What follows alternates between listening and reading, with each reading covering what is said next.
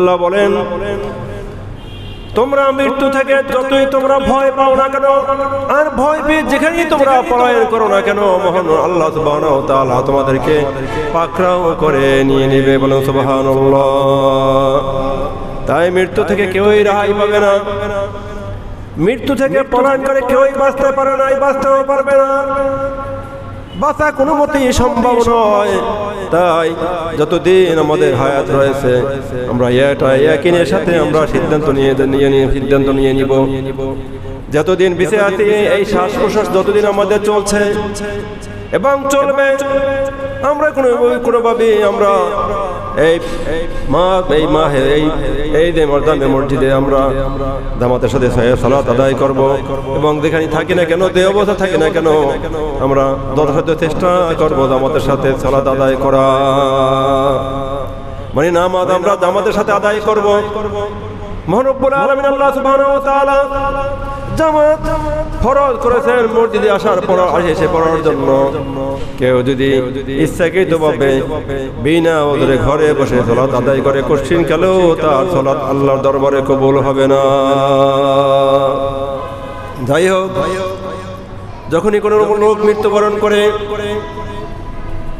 যদি কোনো সম্মানিত ব্যক্তি মৃত্যুবরণ করে, তাহলে দেখা যায় সিএনজি অথবা প্রাইভেটে আপনার মাইকিং করে জানানো হয় অমুক ব্যক্তি অমুক সময় মৃত্যুবরণ করেছে এবং আগামীকাল 10টার সময় তার জানাজা হবে। আমরা সকলেই জানাজায় শরীক হবেন দোয়ার জন্য, বলে কিনা বলেন?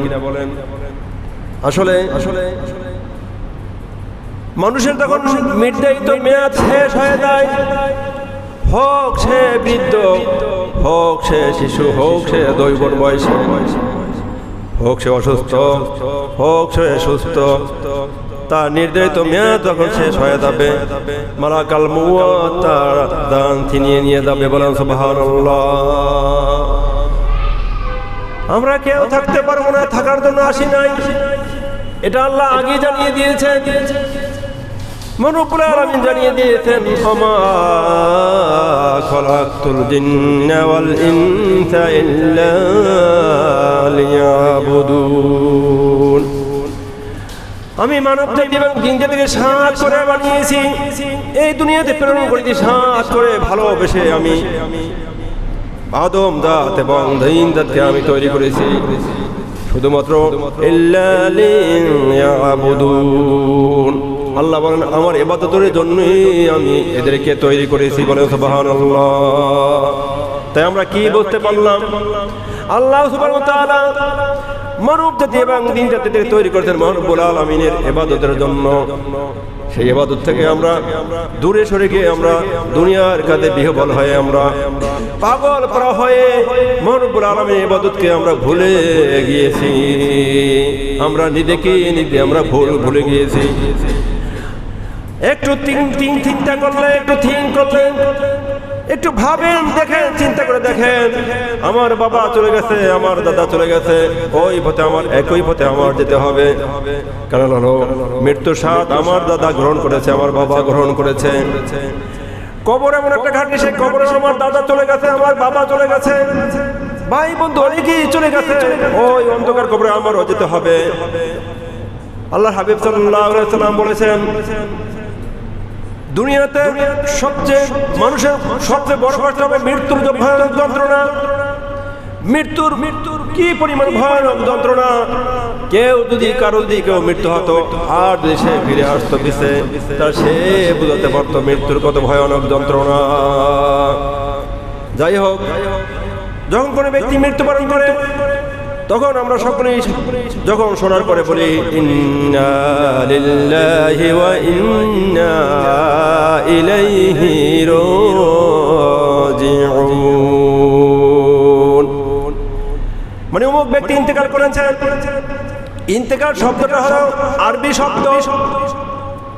ইন্তেকাল মানে একটা মানুষ মৃত্যুর পরে দীর্ঘকাল কবরে থাকতে হবে, যেটাকে বলা হয়েছে আলমে বারজাক। এই দীর্ঘকাল কবরে থাকতে হবে, অনন্তকাল নয়। ভালো করে খেয়াল করবেন, কবরে মানুষের দীর্ঘকাল অবস্থান করতে হবে, কিন্তু অনন্তকাল নয়। অনন্তকাল হলো মানুষের হাসরের ময়দানে, কিয়ামতের ময়দানে বিচার সালিসের পরে যে সময়টা হবে সেটা হলো অনন্তকাল। আমরা যেন দুনিয়াতে আসছি, আমরা কোনো অনন্তকাল নয়, স্বল্পমেয়াদী স্বল্পমেয়াদী সময় নিয়ে আমরা এই দুনিয়াতে এসেছি, তাও দীর্ঘকাল নয়। কিন্তু কবরে দীর্ঘকাল আমাদের অবস্থান করতে হবে। আল্লাহর হাবিব সাল্লাল্লাহু আলাইহি ওয়াসাল্লাম বলেন, দুনিয়াতে সর্বশেষ যে ব্যক্তি মারা যাবে সে একজন মহিলা। ওই মহিলা মৃত্যুর কবরের পরে কবরে 40,000 বছর জিন্দেগি করবে। বলেন সুবহানাল্লাহ। কত বছর কবরে জিন্দেগি করবে? 40,000 বছর। একটু ভাবেন, সর্বশেষ কখন মারা যাবে, কত হাজার বছর পরে মারা যাবে, কত লক্ষ বছর পরে মারা যাবে, আমরা কেউ জানি না। সেই মহিলা যদি সর্বশেষ সকলের শেষে উনি মৃত্যুবরণ করার পরে উনি যদি কবরে 40,000 বছর থাকে, তাহলে আপনি একটু ভাবুন, একটু চিন্তা করেন, আমি এবং আপনি কত বছর কবরে জিন্দেগি করব। এইটা হলো দীর্ঘকাল, অনন্তকাল নয়। কারণ কবরের জিন্দেগির পরে মানুষ কিন্তু মৃত্যুবরণ করে না। কারণ ইন্তেকাল শব্দের অর্থ হলো মানে একেবারে চলন্ত, মানে শেষ হওয়া নয়। ইন্তেকাল মানে কি? একেবারে শেষ হওয়া নয়। এটা হলো একটা সময়ের, একটা স্থান পরিবর্তন করার জন্য সময় দিয়েছেন রব্বুল আলামিন। ইন্তেকাল হলো স্থান পরিবর্তন করা। ইন্তেকাল শব্দের অর্থ হলো স্থানান্তরিত করা, মানে দুনিয়া থেকে পাড়ি জমানোর পরে কবরে হলো তার জিন্দেগি। আল্লাহ হাবিব সাল্লাল্লাহু আলাইহি ওয়াসাল্লাম বলেন, এই মৃত্যুটা তো কত না ভয়ানক যন্ত্রণা। আবু জাফর গিফারি তিনি যখন মৃত্যুর ভয়ানক যন্ত্রণার কথা শুনতে পেয়েছেন, হযরত ফাতেমা রাদিয়াল্লাহু আনহাকে কবরে রাখার সময় তিনি কিন্তু তার স্ত্রী, পুত্র, সন্তান এবং পরিজন নিয়ে তিনি দুনিয়ার জিন্দেগি সব কিছু ভুলে গেছে। তিনি একেবারে পাগল পার হয়ে গিয়েছিলেন। হায় রে হায়, কবরে এত বড় যন্ত্রণা, আমি কিভাবে এই অন্ধকার কবরে আমি থাকবো। মৃত্যুর কত ভয়ানক যন্ত্রণা, মৃত্যুর যন্ত্রণা ভয়ানক যন্ত্রণা, তার চেয়ে হাজার গুণ বেশি ভয়ানক যন্ত্রণা হবে কবরে। আল্লাহ নবী বলেন, মৃত্যুর যত ভয়ানক যন্ত্রণা, কবর যত ভয়ানক যন্ত্রণা, এর চেয়ে হাজার বেশি গুণ হবে ভয়ানক যন্ত্রণা হবে হাসরের ময়দানে। বলে সুবহানাল্লাহ। কত ভয়ানক যন্ত্রণা হবে যখন সিংহায় ফুঁক দিবেন, ফুঁক দেওয়ার সাথে সাথে সকলেই সমবেত হয়ে যাবে কিয়ামতের মাঠে, হাসরের ময়দানে। তখন তারা বলবে, ক্বালু ইয়া ওয়াইলানা মান বা'আথানা মিন মারকাদিনা হাযা মা ওয়াদার রাহমান ওয়া সাদাকাল মুরসালুন। যখন সিংহা শিখ দেওয়ার পরে যখন কাল কিয়ামতের মাঠে উঠবে, তখন তারা বলে উঠবে, ক্বালু ইয়া ওয়াইলানা মান বা'আথানা, হায় রে হায়, কি দুর্ভোগ আমাদের। নবী এবং রাসূলুল্লাহ তো সত্যিই বলেছেন, মানুষ কিন্তু মৃত্যুর পরে একেবারে জীবন শেষ হওয়া নয়, একটা দীর্ঘকাল কবরে অবস্থান করবে। এবং এই অবস্থান করার পরে কিয়ামতের মাঠে যে সময় হবে, এইটা হবে 50,000 বছর। বিচার সালিসের সময় হবে 50,000 বছর। আমরা তো এই অতিক্রান্ত সময়ের মধ্যে অবস্থান করতে, হায় রে হায়, আমাদের কি দুর্ভোগ। আমরা তো নবী রাসূলরা যা বলেছেন আমরা তো সেটা বিশ্বাস করি নাই এবং সেটা আমরা কানে নেই নাই। যেমন এই যে মসজিদে যে আমি আলোচনা করছি এবং খতিব সাহেব আলোচনা করছেন, মওয়াজ মাহফিল অনেকেই আলোচনা করেন, অনেকেই শোনেন, ওয়াজ শোনেন, বয়ান শোনেন, কিন্তু আমলে নেয় না। আসলে আমাদের আমল করতে হবে। আমি ওয়াজ শুনলাম, আমি মসজিদে আসলাম, হাজিরা দিলাম, মসজিদে হাজিরা দিলাম, কিন্তু আমার ভিতরে হেদায়েত আসলো না, আমি হেদায়েত প্রাপ্ত হলাম না। তাহলে আপনি আপনার চিন্তা করতে হবে, ভাবতে হবে, হায় রে হায়, মহান রব্বুল আলামিন আমাকে দুনিয়াতে কেন পাঠিয়েছেন, আমি কি করতেছি। ভাই হোক, দুনিয়াতে সময় হলো স্বল্পমেয়াদী সময়। কারণ এখানে অনেকেই ওলামায়ে কেরামগণ তারা এক্সাম্পল দিয়েছেন, তারা একটা উদাহরণ দিয়েছেন। কোন সাগরের মধ্যে যদি একটা কলমের নিব ডুবানো হয়, যদি একটা কলম ডুবানো হয় সাগরের মধ্যে, সাগরের ওই কলমটা ডুবানোর পরে নিপে বেঁধে যতটুকু পানি আসে, এই কলমের নিপে বেঁধে যতটুকু পানি আসে, ওই পরিমাণ ও জিন্দেগি দুনিয়ার নয়। এতটাই স্বল্প মেয়াদী দুনিয়া। তারপরে দেখেন আমার বাবা চলে গেছে, আমরা সচক্ষ দেখতে পেরেছি আমার বাবা কতটা কষ্ট করেছে এই দুনিয়া থেকে সংসারের জন্য, এই দুনিয়ার জিন্দেগির জন্য। হায় রে হায়, তিনি তো কিছুই নিতে পারে নাই। দেওয়ার সময় 3 টুকরা সাদা কাপড় সাথে করে নিয়ে গেছেন, আর যতটা সম্পদ করেছেন কত না কষ্ট করে, সেই সমস্ত সম্পদ দুনিয়ায় রেখে গেছে। দুনিয়ায় কেউ কারো আপন নয়। আল্লাহ নিজেই বলেছেন, ইয়াউমা লা ইয়ানফাউ মালুন ওয়ালা বানুন ইল্লা মান আতাল্লাহা বিকলবিন সালিম। মহানব্বুল আলামিন বলেন, এই দুনিয়াতে বাবা মা আত্মীয়স্বজন কেউই কারো আপন নয়।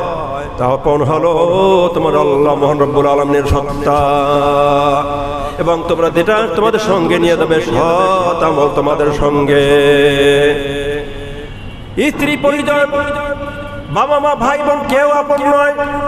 অথচ আমরা দুনিয়াতে কতটা আপন করি আমার বাবাকে, কতটা আপন করি আমার সন্তানকে, কতটা আপন করি আমার মাকে, কিন্তু আসলে আল্লাহ বলছেন কেউ কারো কোনো আপন নয়।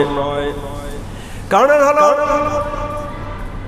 বাস্তবে দেখা যায় যখন লং টুবিতে যখন কোনো মানুষ মৃত্যুবরণ করে, প্রাথমিকভাবে বাবা মা সন্তানকে আঁকড়িয়ে ধরে বাঁচানোর জন্য, তখন সন্তান তার গলা জড়িয়ে ধরে, এবং অনেক প্রমাণ দেখা গেছে, খবরে শোনা গেছে ওই বাবা ওই মা নিজে বাঁচার জন্য দেখছে নিজে আর বাঁচতে পারে না, তোর সন্তানকে এমন ধরে হাতে কামড় দেয়, শরীরে কামড় দেয়, সন্তান ওই মা বাবার গলা ছেড়ে দিয়ে সেও নদীতে সাঁতরাতে থাকে। বলেন সুবহানাল্লাহ। আসলে সন্তান তার বাবার জন্য আপন নয়, বাবার জন্য সন্তান আপন নয়, সন্তানের জন্য বাবা আপন নয়, কেউ কারোর জন্য আপন নয়। আপন হলো আমাদের মহান রব্বুল আলামিন। সেই মহান রব্বুল আলামিন বলেছেন, কি আমি তোমাকে দুনিয়াতে প্রেরণ করেছি, পাঠিয়েছি শুধুমাত্র আমার ইবাদত বন্দেগী করার জন্য। আমরা মসজিদে আসি, মসজিদ থেকে আবার চলে যাই, কিন্তু আমরা চিন্তা করি না এই মসজিদে আসলাম কি নিলাম, কি নিতে পারলাম, একটুই ভাবি না। আমরা ভাবি মনে হয় হাদিরা দিয়ে, হাদিরা যদি মসজিদে এসে হাদিরা দেয় তাহলে আমাদের মহান রব্বুল আলামিন কি খুশি হয়ে যাবেন। আসলে এটা তো এরকমের নয়, এরকমের যদি হাদিরা দেয় আল্লাহ খুশি হয়ে যাবেন। আপনি মসজিদে হাজিরা দিলেন, কিন্তু মহান রব্বুল আলামিনের যে যথাযথ যে আইন রয়েছে, যথাযথ মহান রব্বুল আলামিন হুকুম রয়েছে, ওই হুকুমটা আমাদের সম্পূর্ণভাবে আমাদের তামিল করতে হবে, বাস্তবায়ন করতে হবে। আমরা দুই বাস্তবায়ন শুধু মুখে বলি, কিন্তু আমরা বাস্তবে সেটা আমরা বাস্তবায়ন করি না। আমরা শুধু আল্লাহকে ভয় করি, মুখে ভয় করি, কিন্তু অন্তরে যদি ভয় করি তাহলে কখনোই আমরা এই সালাত থেকে দূরে থাকতে পারতাম না। আলমে বর্জা এই কবর, যেটা কবরের ঘাঁটি, এখানে আমাদের দীর্ঘকাল অবস্থান করতে হবে। আমি আগেই বলেছি অনন্তকাল নয়। অনেকেই চিন্তা করেন হায় রে হায়, মনে হয় অনন্ত মৃত্যুর পরে মনে অনন্তকাল আমাদের কবরে বসবাস করতে হবে। না না, এরকম অনেক অন্য ধর্মে কিন্তু এইভাবে চিন্তা ভাবনা করে। আমাদের মুসলমান ধর্মে কতটা সুন্দর দেখেন, যখন কোনো মানুষ দেখেন একা আসে, আবার যাবার সময় একা চলে যায়, আসার সময় কিন্তু সে বা সন্তান উলঙ্গ হয়ে আসে, কিন্তু যখন তখন সে অ্যাডাল্ট থাকে না, শিশু অপ্রাপ্ত বয়স্ক শিশু থাকে, তার লজ্জা শরম নাই। কিন্তু দেখেন আল্লাহর হাবিব সাল্লাল্লাহু আলাইহি ওয়াসাল্লাম কতটা সুন্দর ব্যবস্থা করে দিয়েছেন, রব্বুল আলামিন কতটা সুন্দর ব্যবস্থা করে দিয়েছেন। যখন কোনো মানুষ দুনিয়া থেকে চলে যায়, তখন তার 3 টুকরা কাপড় নিয়ে তার ছতর ঢাকা অবস্থায় এই দুনিয়া থেকে চলে যায়। বলে ঠিক কিনা? যাই হোক, সে দুনিয়াতে সম্মানের সাথে যায়। আসলে দুনিয়াতে মানুষ আসে একা, আবার সঙ্গে আবার একা একাই চলে যায়। আমি এটাই বুঝাতে যাচ্ছি। দেখেন যখন মানুষ যখন একা আসে, তখন জন্ম হয়, তখন দেখেন তখন সে থাকে নিরুপায়। সে নিজে একা কিছুই করতে পারে না। সে হাত দিয়ে কিছু ধরবে, সেটা ধরতে পারে না। সে নিজে মায়ের স্তন ধরে দুধ পান করবে, সেটাও ওইভাবে সে যখন জন্ম হয় তখন সেটা পারে না। কিন্তু যখন মানুষ যখন মৃত্যুবরণ হয়ে যায়, তখন ওই সন্তানের তখন শিশু অবস্থার মতো সেও তখন ওইভাবে নিরুপায় হয়ে যায়। একটু ভাবা দরকার। আমি শৈশব অবস্থা তখন জন্মগ্রহণ করেছি, তখন আমার শক্তি ছিল না, আমার শরীরে এখন অনেক শক্তি হয়েছে। এই জন্য দেখবেন অনেক সময় আল্লাহকে ভুলে যায়, নিজেকে ভুলে যায়। শক্তি ধরবে এবং সম্পদের অহংকারে নিজেকে ভুলে দেয়, আল্লাহকে ভুলে দেয়। এইভাবে ভুলে গিয়ে আয় দুনিয়ার কাজে বিহ্বল হয়ে দুনিয়ার কাজে ব্যস্ত হয়ে পড়ে। সে ভাবে না, সে চিন্তা করে হায় রে হায়, আমি দুনিয়াতে দেখে জন্য আসলাম, সেই কাজ করলাম, কিন্তু আমি জাহান্নামের জন্য, শুধুমাত্র জাহান্নামের জন্যই আমি কাজ করে গেলাম, কিন্তু জান্নাতের জন্যই আমি কি কাজ করলাম, হায় রে হায়। যাই হোক, কেউ কারো আপন নয়, কিন্তু জান্নাতে দেখবেন সকলে, যখন তখন মানুষ সকলকে আপন করে নিবে। এই দুনিয়াতে কিয়ামতের পরে দেখবেন কেউ কারো আপন নয়, শুধু সবার সকলে বলবে হাইয়া নাফসি ইয়া নাফসি, হায় রে হায়, কি ভয়ানক অবস্থা।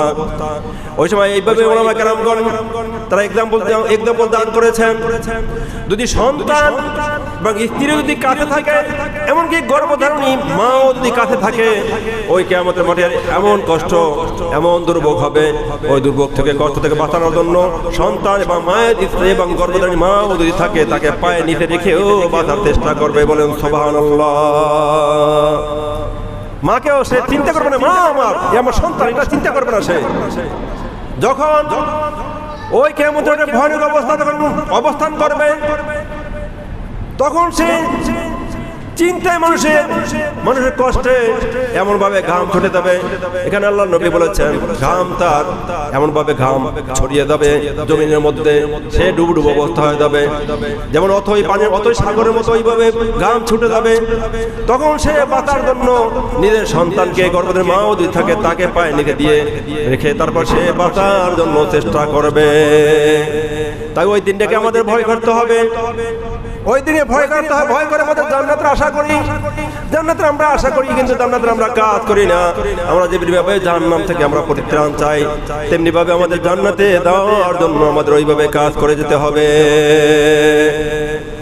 যাই হোক, আমাদের আমল করতে হবে। আমরা আমল থেকে অনেক দূরে সরে গেছি, আমরা আমল করি না। ওয়াজ শোনার সময় মনে হয় হায় রে হায়, কি না ভুল করলাম, এরপর আর কোনো ভুল করব না। আমি যাই হোক, যে ঘুষ খেয়েছি, সুদ খেয়েছি, আকাম কুকাম যতই করেছি, আজ শোনার পরে আমার ভিতরে একটা আমল চলে আসছে, আমি আর কখনোই করব না। কিন্তু দেখা যায় ওই ওয়াজ শোনার পরে, ওই বয়ান শোনার পরে, ওই মসজিদ থেকে চলে যাওয়ার পরে আবার যখন শয়তান অসহায়তা দেয়, তখন আবার এসে দুনিয়াতে বিহ্বল হয়ে পড়ে, দুনিয়ার কাছে সে ব্যস্ত হয়ে পড়ে। তখন সে ভুলে যায় আসলে আমি যে ওয়াজ শুনলাম, বয়ান শুনলাম, কি শুনলাম, কি করলাম। তাই আমাদের আমল করতে হবে, আমল করতে হবে, আমল করার মতো এমন ভাবে আমল করতে হবে যে না, আমি জীবনে অনেক নামাজ ছেড়ে দিয়েছি, অনেক আমি হারাম খেয়েছি, আমি কখনোই আর হারাম খাবো না। জীবনে অনেক নামাজ ছেড়ে দিয়েছি, আর জীবনে কখনোই আমি আর নামাজ ছাড়বো না। এইভাবে আমাদের প্রতিজ্ঞাবদ্ধ হতে হবে এবং এইভাবে আমাদের শপথ করতে হবে, দুনিয়াতে যতদিন বেঁচে আছি, যতদিন আমার শ্বাস প্রশ্বাস থাকে, আমি কখনোই আর হালাল হারাম কাজ আর করবো না। যাই হোক, আল্লাহ নবী বলেছেন, আমরা যে যতই না ইবাদত করি, কিন্তু ইবাদতের পূর্ব শর্ত হলো হালাল রিজিক। আমাদের হালাল রিজিকের অন্বেষণ করতে হবে, কারণ আপনি যদি হালাল রিজিকের অন্বেষণ করেন, মহান রব্বুল আলামিন আপনাকে হালাল রিজিকের ওইভাবে ফয়সালা করে দিবে। আর যদি আপনি আল্লাহর কাছে হালাল রিজিক না চান, তাহলে আপনি হারাম পাবে, দুনিয়া থেকে আপনার বিদায় নিতে হবে। যাই হোক, মহান রব্বুল আলামিন বলেছেন, ফালহামাহা ফুজুরাহা ওয়া তাকওয়াহা। আল্লাহ বলেন, আমি তোমাকে স্বাধীনতা দান করছি। হে মানব সম্প্রদায়, তুমি জান্নাতেও যেতে পারবে, তুমি জাহান্নামেও যেতে পারবে, আমি তোমাকে স্বাধীন করে দিয়েছি। কিন্তু আমি আল্লাহ তোমাকে জানিয়ে দিয়েছি কি করলে তুমি জান্নাতে যাবে আর কি করলে তুমি জাহান্নামে যাবে। আমি তোমাকে স্বাধীন করে দিয়েছি, এখন তোমার ইচ্ছা, তুমি জান্নাতে যাবে না জাহান্নামে যাবে। আল্লাহ জানিয়ে দিয়েছেন, আমি তোমাকে স্বাধীনতা দিয়েছি, স্বাধীন করে দিয়েছি। যে নদীর মাছ খ্রিস্টানরা খায়, ওই নদীর মাছ আমরা মুসলমানরাও খাই। আমরা যেই চাল খাই, ওই চাল কাফের মুশরিকরাও খায়। কারণ হলো মহান রব্বুল আলামিন সকলকে স্বাধীনতা দান করে স্বাধীনতা দিয়ে দিয়েছেন। এই জন্যই স্বাধীনতা দিয়ে দিয়েছেন যে পরকালে যাওয়ার পরে কিয়ামতে যাওয়ার পরে কাফের মুশরিকরা না বলতে পারে ইয়া রাব্বুল আলামিন ওই ব্যক্তি তো মুসলমান ছিলেন, সেই জন্য তাকে ভালো ভালো খাবার দান করেছেন। সে পাঁচতলা বাড়িতে ছিল, আমি তো গাছতলা ছিলাম, আমি তো পাঁচতলায় ছিলাম বা সে গাছতলা ছিল, যাতে করে কোনো অভিযোগ না দাঁড় করাতে পারে। এই জন্য মহান রব্বুল আলামিন এই দুনিয়াতে স্বাধীনতা দান করে দিয়েছেন। হে মানব সম্প্রদায়, তুমি জান্নাতে যেতে পারবা, জাহান্নামে যেতে পারবা। পথ হলো দুইটা, একটা হলো জাহান্নামের পথ, আর একটা হলো জান্নাতের পথ। দুই পথের যে পথ তুমি অন্বেষণ করো, যে পথে তুমি আমল করো, ওই পথে তুমি যেতে পারবে। এখন আমাদের চিন্তা করতে হবে আমরা জান্নাতে যাব না জাহান্নামে যাব। আল্লাহ নবী সাল্লাল্লাহু আলাইহি ওয়াসাল্লাম বলেছেন আল কবরু রাউদাতুম মিন রিয়াজিল জান্নাহ আও হুফরাতুম মিন হুফারিন নার। কবর কারো জন্য হবে জান্নাতের বাগান, আর কবর হবে কারো জন্য জাহান্নামের গর্ত সমূহ। আমরা কি চাই না আমাদের কবরখানা আমার জান্নাতের বাগান হয়ে যায়? কি চাই না? আমরা সকলেই চাই আমাদের কবরখানা আমাদের জান্নাতের বাগান হয়ে যাক। কবর এমন একটা ভয়ানক যন্ত্রণার স্থান। কবরে কত বড় ভয়ানক যন্ত্রণা হবে আসলে আমরা কেউ আজ করতে পারি না, কিন্তু অনুধাবন করার মতো রব্বুল আলামিন অনেক কিছু দুনিয়াতে দান করেছেন। কবরে এখানে বলা হয়েছে যখন কোনো ব্যক্তিকে সমাহিত করা হয় এবং সমাহিত করা হওয়ার পর যখন সকল লোক দূর থেকে অনেক বাসায় চলে যায়, ঘরে চলে আসে, তখন ওই কবরে আযাব শুরু হয়ে যায়। দুনিয়ার কোনো মানুষ কেউ দেখতে পায় না, আজ করতে পারে না, কিন্তু পশু পাখি আজ করতে পারে। এবং আজ করার পরে অনেক সময় দেখা যায় যদি কোনো কবরস্থানে গরু বাঁধা থাকে, তখন তাই গরু ওই রশি ছেড়ে দিয়ে গরু অন্যত্র চলে যায়। ভয়ানক যন্ত্র হয় তখন কবরে আজ করতে পারে কোনো পশু এবং কোনো পাখি। এভাবে অনেক কবরে দেখা যায় গরু অনেক জোরে দৌড় মারে ভয়ানক যন্ত্রণা শোনার পরে, আজ করার পরে যত বড় রশি থাকুক না কেন, ওই রশি ছিঁড়ে দিয়ে গরু দৌড় পেরে চলে যায়। যাই হোক, আসলে আমরা দুনিয়াতে যখন অসুস্থ হয়ে পড়ি, অসুস্থ হওয়ার পরে দেখা যায় আমরা মরণের অবস্থায় চলে যাই, তখন বোঝা যায় হায় রে হায়, এই অসুস্থ থেকে বাঁচার জন্য কতটা চেষ্টা করা হয়, কতটা ভয়ানক যন্ত্রণা হয়। শুধু অসুস্থতা কতটা ভয়ানক যন্ত্রণা হয়। সেই ধরনের ভয়ানক যন্ত্রণা সামান্য একটু অসুস্থ থেকে বাঁচার জন্য আমরা কত না কষ্ট পাই, কত না আমরা ডাক্তার কাছে শরণাপন্ন হয়, কত না ঔষধ খাই আমরা ওই কষ্ট থেকে বাঁচার জন্য। কিন্তু একবারও ভাবি না আরে মৃত্যুর কত ভয়ানক যন্ত্রণা, এই ভয়ানক যন্ত্রণা হবে, সেইখান থেকে বাঁচার জন্য আমরা কি আমল করছি? আমাদের কি করতে হবে? আমল করতে হবে ভয়ানক যন্ত্রণা থেকে। আপনি আল্লাহর হাবিব সাল্লাল্লাহু আলাইহি ওয়াসাল্লামের যদি হুকুম আপনি ভালোভাবে তামিল করেন, মহান রব্বুল আলামিন যে আদেশ করেছেন এটা যদি সঠিকভাবে আপনি তামিল করেন, তাহলে বুঝবেন আপনার যে যন্ত্রণা, আপনার যে পিঁপড়ার কামড়ের মতো আপনার মৃত্যুর যন্ত্রণা হবে। আর যদি আপনি আল্লাহর হুকুম যদি তামিল না করেন, তাহলে কি অবস্থায় আপনি পীড়িত হবেন, কি অবস্থায় আপনার অবস্থান করতে হবে আপনি কলসিন কালেও আপনি চিন্তা করতে পারবেন না। যাই হোক, সম্মানিত মুসলিম ভাইয়েরা, আমরা মসজিদে আমরা আমল করব, যতটুকু আমরা ওয়াজ শুনি, যদি আমরা বয়ান শুনি আমরা আমল করব, আমাদের ঘরে নিয়ে দেবো ওই আমলটা, এবং আমলটা নেওয়ার পর সন্তানের মধ্যে ওই আমলটা ছড়িয়ে দেবো, স্ত্রীদেরকে ওই আমলটা ছড়িয়ে দেবো। আপনি নিজে আমল করলেন কিন্তু আপনার সন্তানকে আমল করার জন্য বললেন না, স্ত্রীকে আমল করার জন্য যদি বললেন, যদি না বলেন, তাহলে আপনি ওই কিয়ামতের মাঠে কঠিনভাবে আপনি আসামি হয়ে যাবে।